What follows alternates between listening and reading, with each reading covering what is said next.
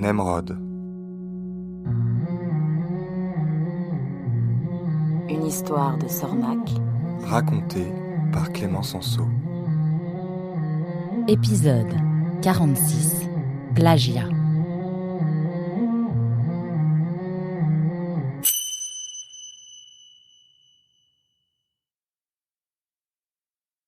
Il faisait encore nuit noire lorsque Rami réveilla Nemrod.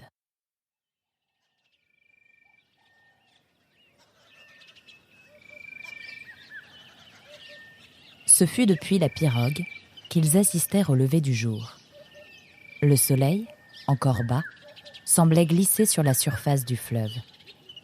Ébloui par tant de beauté, Nemrod ne prononça pas un mot de la traversée.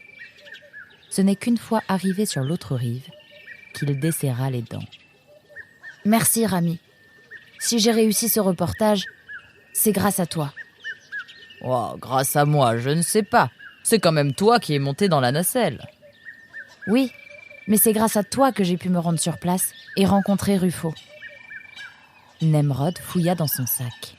« Tiens, » dit Nemrod, en tendant sa patte fermée vers le batelier. Rami ouvrit la sienne. Nemrod y déposa quelques coquillages. « 3 gibules ? Oh, je n'en attendais pas tant. Merci, Nemrod. » »« Avec plaisir. Bon, eh bien, j'y vais. Au revoir, Rami. »« Au revoir, Nemrod. Bonne chance. » Nemrod serra la patte du batelier, ramassa un bâton, y attacha son sac et se mit en route.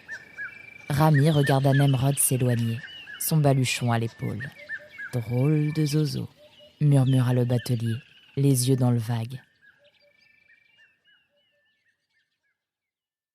Le trajet se passa sans encombre. Nemrod arriva au Claquemart en fin d'après-midi. Mazen n'était pas encore rentré. Trop fatigué pour attendre son ami, Nemrod fila dans son hamac, attacha son sac à sa patte droite et s'endormit.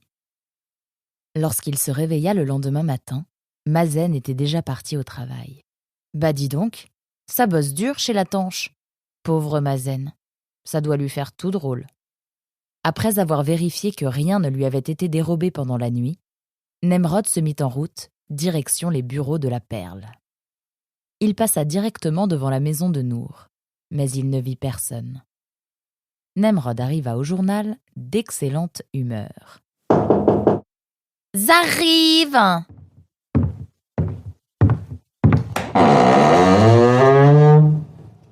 Ah, c'est toi. Eh bien, entre, mon grand. Bart ne devrait pas tarder. »« Merci, Marcus. Je vais l'attendre à l'étage. »« À ta guise !» Nemrod monta au premier étage. Il avait oublié à quel point la pièce était basse de plafond. On ne pouvait s'y tenir debout. Le dos courbé, Nemrod approcha de la table de travail. Arlette et Isidore levèrent vaguement le museau, puis se replongèrent dans leurs papiers avec un air d'importance. Pas un mot pour Nemrod. Lolo de la météo eut un sourire gêné. « Je peux m'asseoir ici ?» demanda Nemrod, en désignant la seule chaise vide du bureau. « Oui, c'est ta place !» répondit Lolo de la météo. « Tu n'as pas vu ?»« Vu quoi ? Ton nom ?»« Ah oui, assez gentil. » Sur le bureau, en face de la chaise vide, le brave Lolo avait disposé un petit panonceau. Nemrod le lut à haute voix. « Memrod. Il y a une toute petite erreur. »« Ah oui ? Où ça ? Mon prénom commence par un N. »« Bah c'est ce que j'ai mis. »« Non, tu as mis un M. »« Bah oui, et alors ? Tu as mis un M alors que c'est un N. »« Un M au lieu d'un N. Oulala, attends, tu m'embrouilles. Je comprends plus rien là. »« Attends. » Nemrod sortit son stylo et corrigea la faute. « Voilà, ça s'écrit comme ça. »« Ah d'accord, j'avais pas compris. Ça n'a aucune importance. Merci pour cette attention. »« Montre ton stylo. »« Mon stylo ? Oui, si tu veux. » Lolo de la météo examina le stylo avec attention. « On te l'a donné là-bas ? » ?»« Oui. »« Les crocs du destin. C'est quoi au juste ? C'est le nom du spectacle. Le spectacle. Nemrod expliqua rapidement en quoi consistait le fameux spectacle. Mais il se garda bien de dire qu'il y avait pris part. Cela suffit à éveiller la curiosité d'Isidore. Quand tu auras fini ton article, merci de me le remettre pour relecture. C'est ton premier grand reportage. Je dois m'assurer de la qualité de ton travail, dit Isidore en remontant ses manches. Mais je pensais que c'était Bart qui... Bart est débordé. J'essaye de lui alléger un peu la tâche. Pourquoi ? Ça te pose un problème ? Non, aucun problème. Très bien. Bart n'étant toujours pas arrivé, Nemrod s'installa sur la chaise libre et se mit au travail. Il commença par noter en vrac tout ce qu'il avait vu. L'arène creusée dans la terre, Ruffo et sa grosse moustache, la nacelle, le dé, les crocos.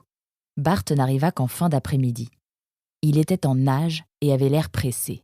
« Oh Nemrod, déjà de retour ? Tu as abandonné ? C'était trop dangereux.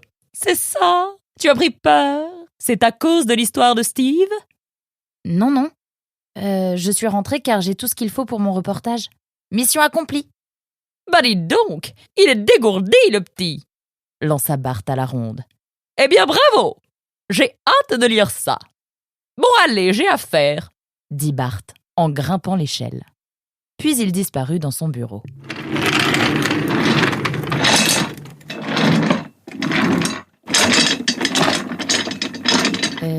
Qu'est-ce que c'est que ce bruit ? C'est le patron qui fait de la chaise artistique, répondit Lolo. C'est son petit péché mignon, comme il dit. Chacun son truc, moi c'est les origamis.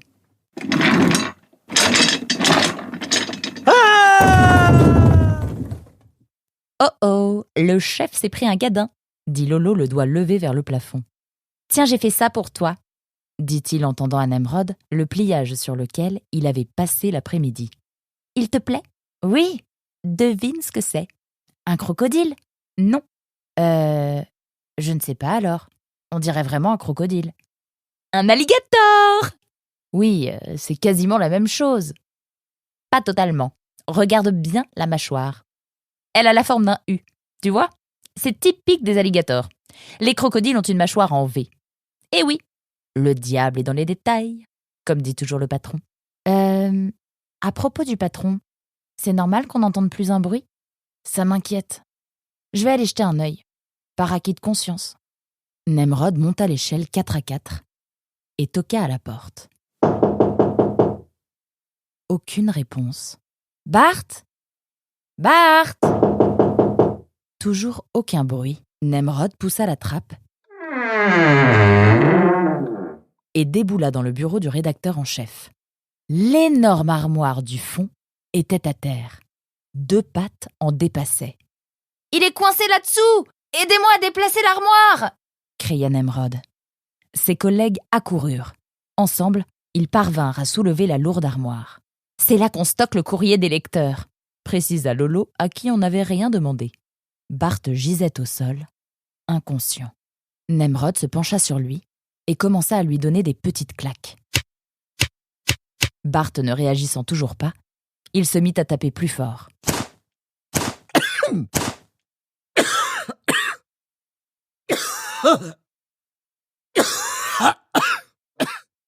Marcus, c'est toi ? Non, c'est moi, Nemrod. Oh, Nemrod, merci, dit Bart en se relevant péniblement. J'ai dû manquer un virage. Asseyez-vous, je vais vous chercher un verre d'eau. Nemrod descendit chez l'arracheur de dents. Le cabinet dentaire était vide. Marcus était déjà rentré chez lui. Nemrod prit un gobelet, le remplit d'eau et remonta au dernier étage. Oh, ça fait du bien. Merci, Nemrod. Je vous en prie. Dis donc, vous avez pris une sacrée armoire sur le museau. Ça serait peut-être bien d'aller voir un médecin, vous ne pensez pas ? J'en connais un très bien.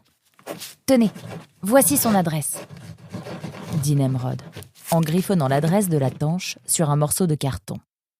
Bart suivit les conseils de Nemrod et alla consulter. Contusion multiple et burn-out refoulé, conclut le médecin. une gélule de bave d'escargot avant chaque repas et une bonne semaine de repos, prescrit la tanche. Nemrod profita de la semaine pour avancer sur son grand reportage. Lorsqu'il fut satisfait de son travail, il donna le document à Isidore. Il n'en entendit plus parler jusqu'au lundi suivant. Son article figurait en première page de l'édition du jour. Et il était signé Isidore le Matador.